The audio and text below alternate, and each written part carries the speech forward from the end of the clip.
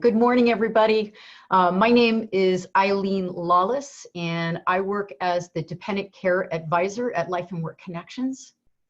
Essentially, as the Dependent Care Advisor, what I do is I support and provide resources to our University of Arizona caregiver community who have taken care of those who are 18 years of age to end of life.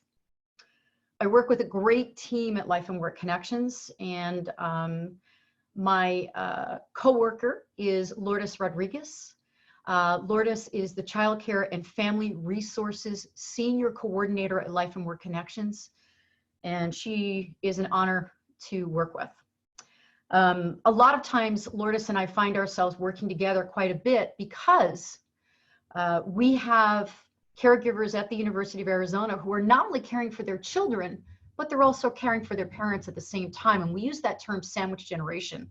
So we find ourselves working intergenerationally with caregiving issues. As for myself, I have been in the field of caregiving for well over 20 years. My background is pretty much in healthcare.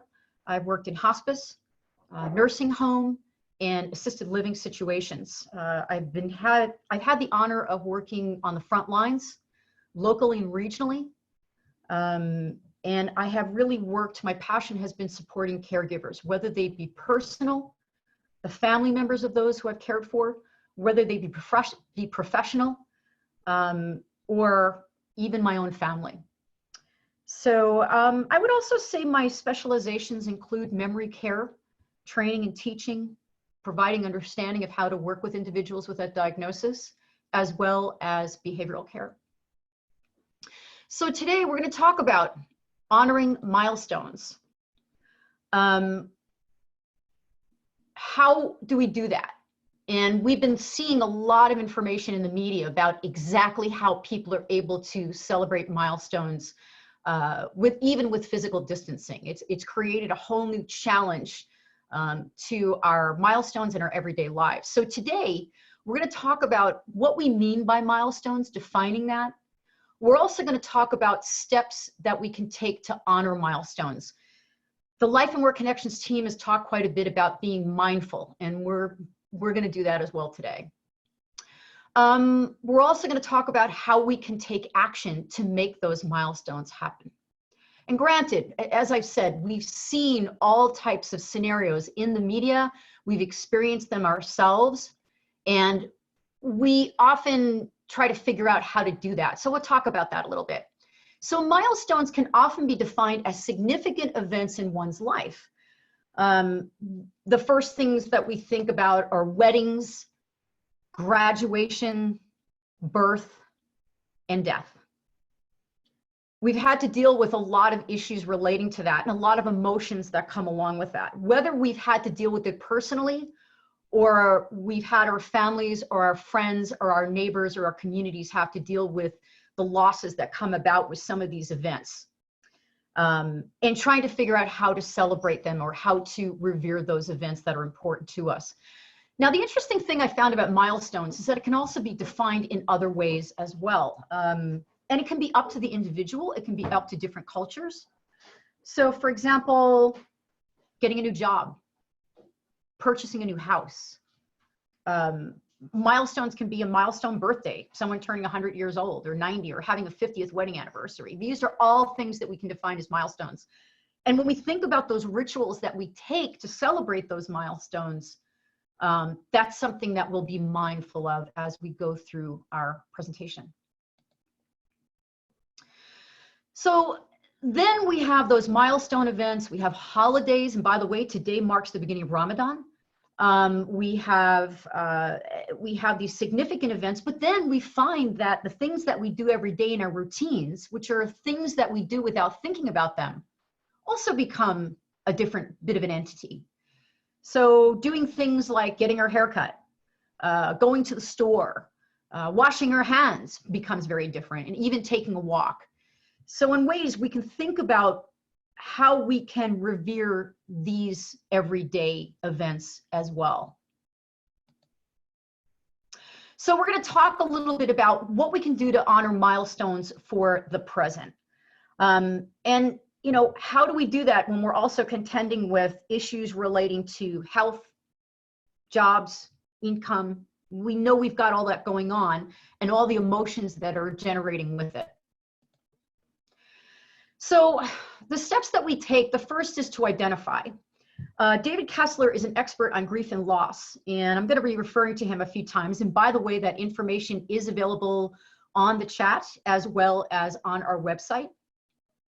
And he basically says that emotions need motion. So a lot of times the first thing we have to do is identify those emotions that we're experiencing. And that is kind of the toughest part. We tend to think that if we feel a certain emotion, it may not be the same as somebody else who, for example, is experiencing job loss or can't go attend the funeral of a loved one. Well, my loss is insignificant compared to theirs.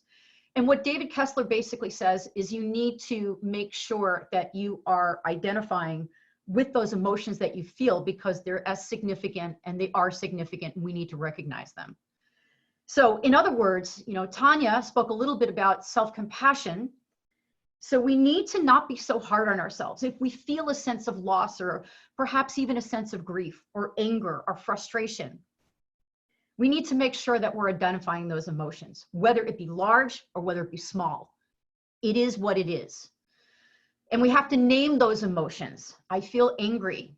I feel a sense of grief. And we often use this term anticipatory grief or ambiguous grief, where we don't necessarily see the loss or have a loss, but we're losing something. So example, in caregiving, with those who have a diagnosis of Alzheimer's disease and related dementias, their loved ones feel this sense of grief, even though their loved one is there with them. But essentially what happens is they have changed so much that they're not the same person that they were. So they feel this very profound sense of sadness.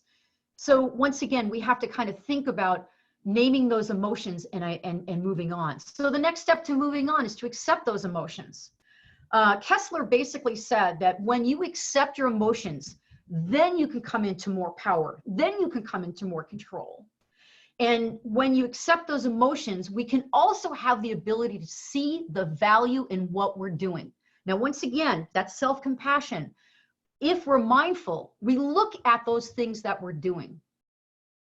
We're washing our hands. We're trying to be as present as we can with our families. We're working from home. We're extending ourselves to members of our community. We're doing shopping for our neighbors. I mean, these are all very valuable things, and they're very significant. So we need to make sure that we do that as we accept these emotions.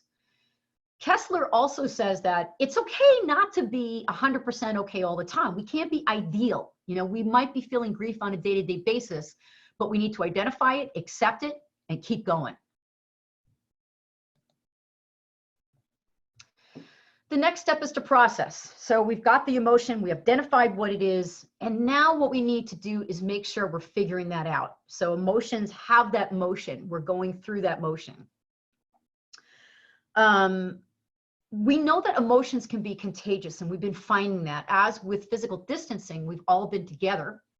And we tend to, if we are calm, we find that others are calm around us. If we have anxiety, we start noticing that other people can have that same anxiety. One person's walking around the house and the other people tend to do that as well. So we need to be aware that what we personify is contagious. Now, we have other people that we love and that are with us, and they might be feeling these feelings of loss, and we need to help them identify and accept those emotions as well. And one of the biggest things we need to do is to validate those emotions, to really let them know that you understand that that's what they're feeling, and you understanding your own feelings as well. Once we do that, once we put those emotions into motion, we can then figure out ways to make those special events happen. So David Kessler basically said that he felt that in the stages of Elizabeth Kubler-Ross's stages, and he did a lot of work with her, there was one more stage, the sixth stage, which was meaning, was to offer meaning to what it is that we're experiencing. If we have a loss, what is the meaning? And it's the same thing. We can do that with milestones as well. We can do that with those events. What is the meaning of this? We're coming together because we are sharing emotions. We have that opportunity to focus on the specific event, a wedding, a funeral. We have that emotion, we have that ability to share with our loved ones and celebrate or revere or honor. So what we have to do in the present day as we put meaning into these events or into these emotions, we also have to redefine those boundaries. Physical distancing has redefined our boundaries, whether we like it or not. So as you can see in the picture there, we have a woman who's celebrating her 100th birthday, and her family has figured out a way to try to celebrate that milestone with their loved one. There was a beautiful article about a couple who they were doing a destination wedding, and within hours, they were not able to go and be with their loved ones for this wedding. And then they tried a couple of alternate things and it just didn't work out. Everything kind of came down. And they wound up having a beautiful ceremony by Zoom, over Zoom. And they asked the groom, how do you feel about this wedding? Is it the same as, being with your loved ones? And he said, no, it's not the same. But what we were able to do was express the emotion of love to each other. And that's what that event was all about.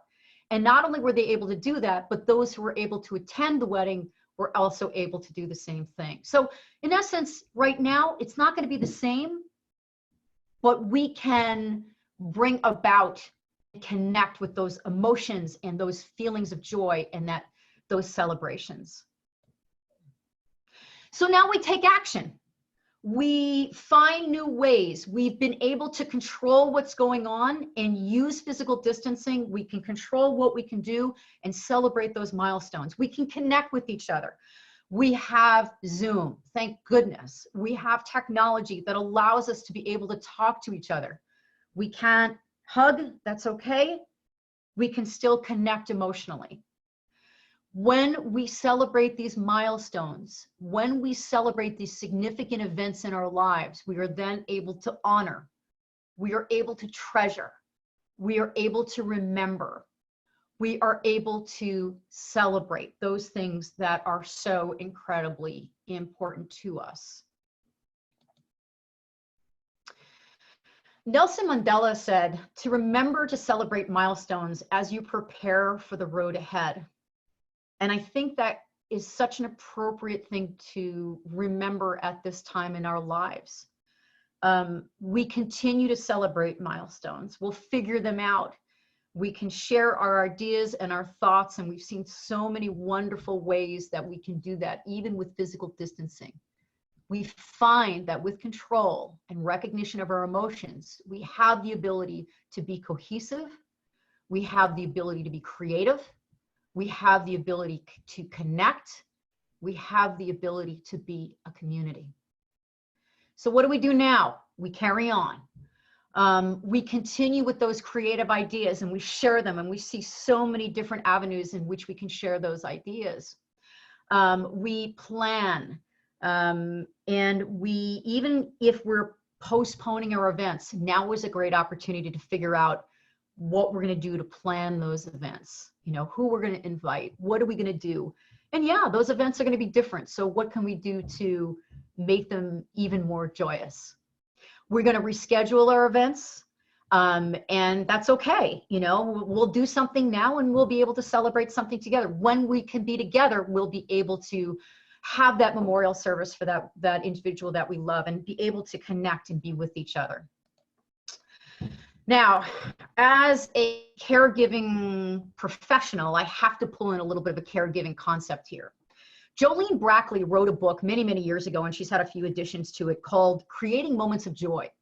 And this goes back to working with individuals with Alzheimer's disease and related dementias. And essentially, she says that as a person, even though a person has short-term memory loss, what we can do is apply a very positive emotion to the things that we do on an everyday basis, to bring everything we do, to create moments of joy in almost everything we do. Going for a walk, getting a haircut, going to the store. So essentially what she says is, even though individuals with Alzheimer's disease and related dementias may forget the event, the emotions will stay with them for a very, very long time. So essentially, with what we're dealing with now with physical distancing, we're going to look beyond those challenges. We're going to identify the emotions. We're going to put meaning to them. We're going to put things into action. We're going to focus on how we can control it. And we're going to celebrate. And we're going to have moments of joy. So we'll always be able to have that feeling. And then we'll be able to remember those emotions that we experienced as we celebrated those milestones, those holidays, those special events, and those everyday gatherings.